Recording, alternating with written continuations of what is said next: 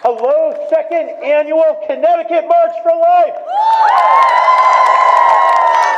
Look at this crowd. How many of you were here last year? Oh.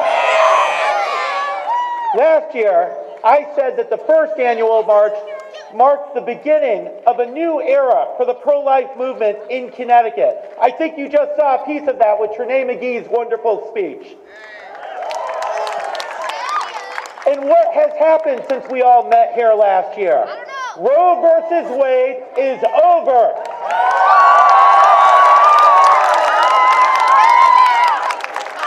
And someday, the 1990 law still keeping abortion legal in Connecticut will be over too.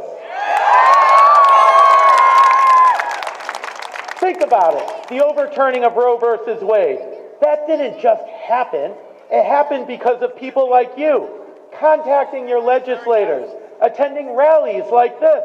It started off small. People who passed before us, generations even, praying together, being persecuted together. How many of you were in your church basement praying with just a few others against abortion, thinking, is it just us? Is there no one else? And yet Roe versus Wade tumbled.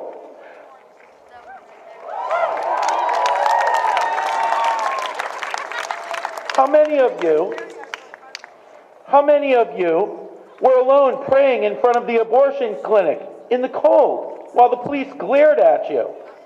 We've all experienced it. How many of you have been involved in the 40 Days for Life? You probably asked yourself, why am I doing this? It is to be here today, standing post Roe versus Wade.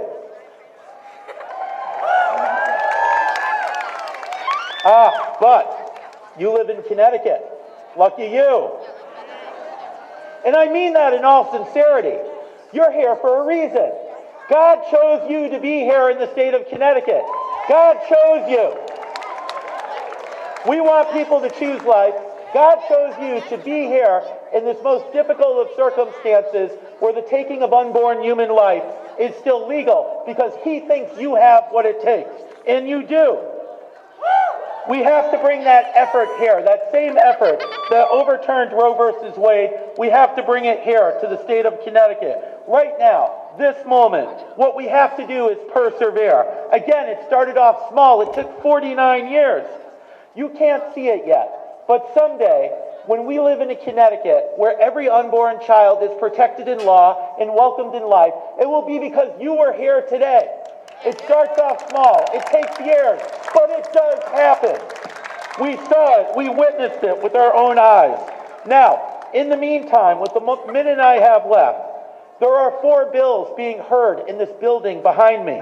There is the abortion tourism bill, HB 6618, which would spend $2 million of your taxpayer funds to fly poor women from the pro-life states to Connecticut to get their abortions on your dime. You know, we already heard from, right? We already heard from one pro-life Democrat today. I think of another, Governor Ella Grasso, who said, I do not wish to be a party to the killing of the children of the poor. We must fight that bill.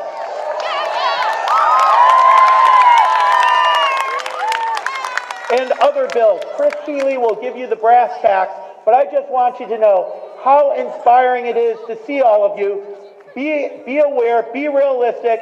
We know what the state of Connecticut, what the obstacles are here, but if we can overturn Roe versus Wade, we can do anything, even in Connecticut. God bless you. Thank you.